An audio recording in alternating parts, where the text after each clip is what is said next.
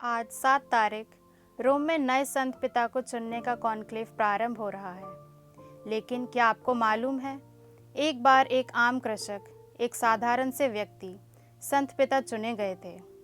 उनका नाम है संत पोप फेबियन। कॉन्क्लेव का सिस्टम 800 साल पहले ही प्रारंभ किया था संत पिता ग्रेगरी 10वें ने। अब कॉन्क्लेव में सिर्फ कार्डिनल्स ही भाग लेते हैं। कॉन्क्लेव एक लैटिन शब्द है जिसका अर्थ है विद द की। कॉन्क्लेव प्रारंभ होने के पहले रोम के सिस्टीन चैपल से सभी लोगों को बाहर निकाला जाता है। उसके बाद सभी चुनाव में भाग लेने वाले कार्डिनल्स प्रवेश करते हैं। सब अंदर आने के बाद Italian archbishop Diego Ravelli Sistine Chapel के दरवाजे बंद कर देते हैं। वोटिंग अत्यंत रहस्यमय होती है। उसके अंदर क्या चल रहा है, बाहर किसी को कोई खबर नहीं होती है। कार्डिनल सीक्रेट वोटिंग करते हैं। जिसे 2/3 बहुमत मिलती है उसे संत पिता घोषित कर दिया जाता है। वोटिंग में यदि किसी को 2/3 बहुमत नहीं मिलती तो बैलेट पेपर को किसी रसायन से मिलाकर जला दिया जाता है और सिस्टीन चैपल के ऊपर की चिमनी से काला धुआं निकलता है। यह एक संकेत है कि कोई भी नहीं चुना गया है। सफ़ेद धुआं संकेत है कि पोप चुन लिए गए हैं।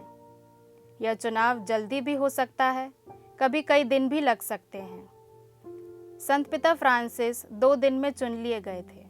कैथोलिक कलीसिया के कैनन लॉ के अनुसार कोई भी बपतिस्मा स्वीकृत अविवाहित व्यक्ति तकनीकी रूप से पोप बनने योग्य है। कलीसिया की प्रारंभिक शताब्दियों में पोप का चुनाव रोम के स्थानीय पुरोहित और जनता के नेताओं द्वारा किया जाता था।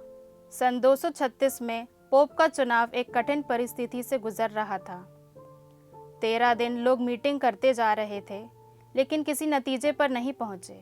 फेबियन एक आम कृषक पोप के चुनाव का माहौल देखने अपने गांव से रोम आया था। जब पुरोहित और प्रमुख नेता पोप के लिए कई प्रमुख लोगों पर विचार कर रहे थे, तो इतिहासकार एवसेबियस इसे एक कहानी से जोड़ते हैं। कहानी के अनुसार एक सफ़ेद कबूतर कहीं से आया और फेबियन के सर पर आकर बैठ गया। उनका मानना था कि वह पवित्र आत्मा का संकेत था कि उन्हें फेबियन को चुनना चाहिए। उन्होंने जल्द से जल्द उसे नया पोप बना दिया। उन्होंने 14 वर्षों तक कलीसिया का नेतृत्व किया और 250 ईस्वी में सम्राट डेसियस के उत्पीड़न के दौरान वे शहीद हो गए। पोप फेबियन के नेतृत्व में रोम में कलीसिया का विस्तार हुआ और कई तरह के अलगाववादों को समाप्त किया और कलीसिया की अखंडता को बनाए रखी। पवित्र आत्मा कबूतर के रूप में आना हो सकता है एक भावनात्मक विवरण है, फिर भी हमेशा संत पिता का चुनाव पवित्र आत्मा के मार्ग निर्देशन से ही होता है। अब भी कार्डिनल लोग एकत्र होकर पवित्र आत्मा के आगमन के लिए प्रार्थना करते हैं और पवित्र आत्मा के निर्देशन से ही संत पिता को चुनते हैं।